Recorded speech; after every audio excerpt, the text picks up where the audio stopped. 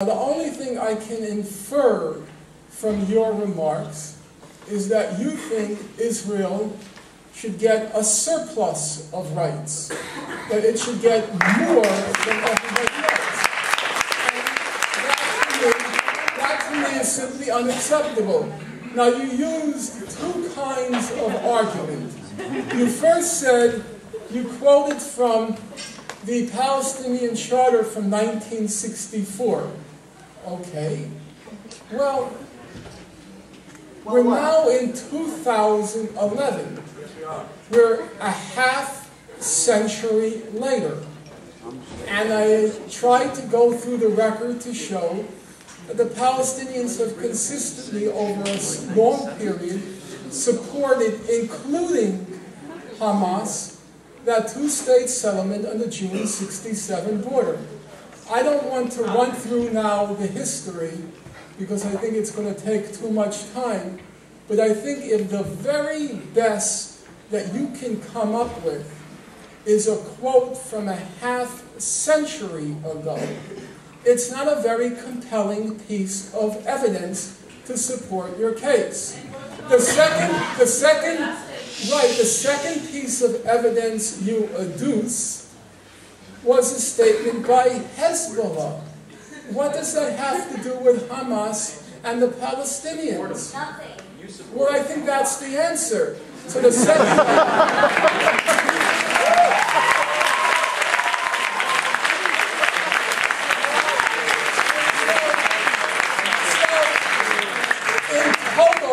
In total, a reasonable person would say the whole of your evidence consisted of one quote from a half century ago and one quote by a party that's totally irrelevant to resolving the conflict. I don't think that's going to convince a reasonable public.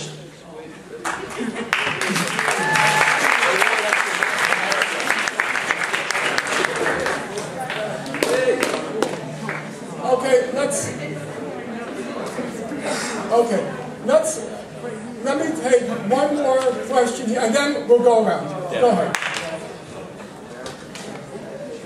Yes. I know. Is it all right if I ask a two-part question? I promise to be quick. Problem is time. I have to catch that really bus. Quick. You went to high school with Chuck Schumer, right? He was 2 years ahead of me. Yeah, Chuck Schumer's the self-proclaimed liberal United States Senator from New York. In your book, The Holocaust Industry, you say that the Jewish elites extort the Holocaust for power, money, political influence, and to crush legitimate criticism of the state of Israel. Is Chuck Schumer one of those Jewish elites? Yeah, I would say he certainly qualifies under that. All right, thank you. The second part of my question. Allow me just to remind you that Chuck Schumer, when he spoke, for those of you who do not know, he's the senior senator from New York, and certainly a very powerful force in the U.S. Congress and Senate. He would be the Democratic majority leader if the Democrats had won in an earlier election. He had said, when he spoke to a group of rabbis in New York, he said that they should increase the pressures on the Palestinians in Gaza, using economic warfare to strangulate them. I thought that was a pretty horrific statement. But let me just briefly, because you raised the issue, so just let me take 2 seconds out.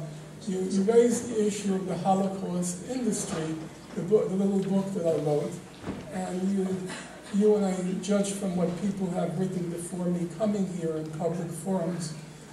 They found the book evidence that I'm an anti-Semite, a self-hating Jew, a Holocaust denier, all sorts of other things, sundry other things.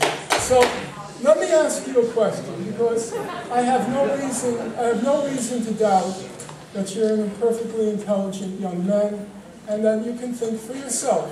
So let me ask you a simple question, if I may.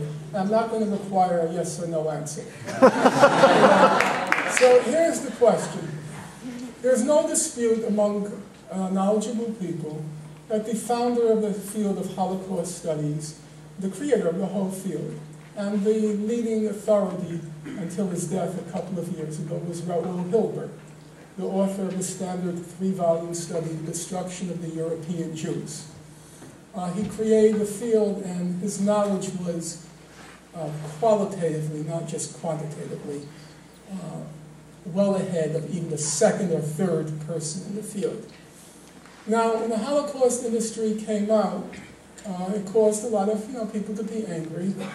But Raoul Hilberg, he was the person who endorsed the book. He said that my findings in the book, I'm quoting him now, they were conservative.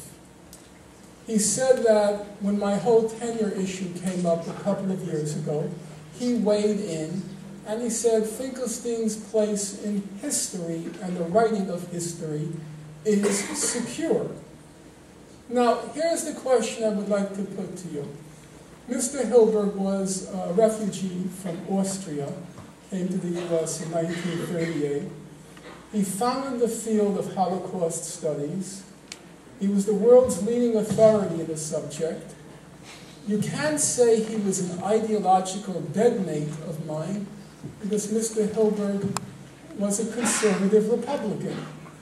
And if you know about my politics, I'm way in the other end of the spectrum. So the question I would put to you is, if the characterization of the people who put out that leaflet were accurate, that I'm an anti-Semite, self-hating Jew, Holocaust denier, and all the rest, why do you think Hilberg endorsed the book? I would disagree with what you prefaced Hilberg as the leader in the Really? Well, then I would say you're a minority of one.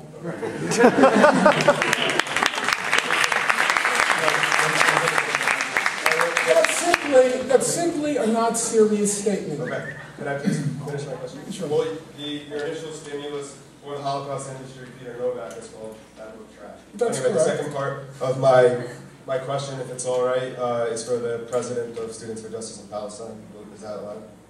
Yes. Okay, thank you. So Eva, you and I were both quoted on the front page of the Huntington News this morning, and you said that Norman Finkelstein's ideals align with your mission statement, essentially, and that's why the Finance Board allowed you to bring in with the campus funds.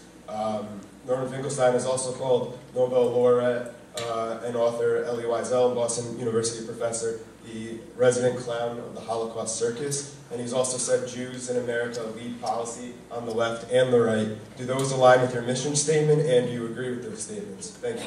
Well, I want to just clarify. Question wasn't for you. What was the second quote? What was the second remark? That Jews control policy on the left and the right. It would be useful after this meeting if you can find the source for that remark. I have it here. Okay, I would be curious, what's the source? Yeah. But the question was for you. Mm-hmm. Well, I don't think Eva should respond if I didn't say it, so let's hear what the source was. Okay, you said 1 in 3 New Yorkers would claim to be a Holocaust survivor, and that most Holocaust survivors are bogus, so who did Hitler kill? Right. Do those align with your mission statement? And Okay, wait, before, Garden, I'm happy for Eva to weigh in with her opinion. But before she weighs in with her opinion, I think some clarity should be offered on what I said. What I said was the commonsensical understanding of the Nazi Holocaust was that it was a systematic, methodical, industrial-style extermination of the Jews. And one of its most, I won't call it unique, but distinctive characteristics was how systematic and efficient it was. And so by May 1945, the best estimates are, by 1945, that's not what we were talking about. Okay. The best estimates are that about 100,000 Jews, survived death camps, concentration camps, and slave labor camps, and ghettos. Death camps, slave labor camps, and the ghettos. About 100,000 Jews. If you do the ordinary arithmetic, you would say about 50 years later, there may have been about 25,000 of those survivors still around. But if you follow the record carefully, each year the number of people being called Holocaust survivors kept increasing. And I documented it very carefully in the book. And when the quote that you cited was ironically, if everybody who claims to be a Holocaust survivor is one, who did Hitler kill? That wasn't my quote. Now let's be clear. I was quoting my late mother. My late mother was in the Warsaw Ghetto, like my father, from 1939 to 1943. Every single member of their family on both sides was exterminated. They were then in Majdanek concentration camp. My father ended up in Auschwitz concentration camp and my mother in 2 slave labor camps. And they used to find it very deeply offensive that many people calling themselves survivors of the Nazi Holocaust didn't go through what they did. And they used to say,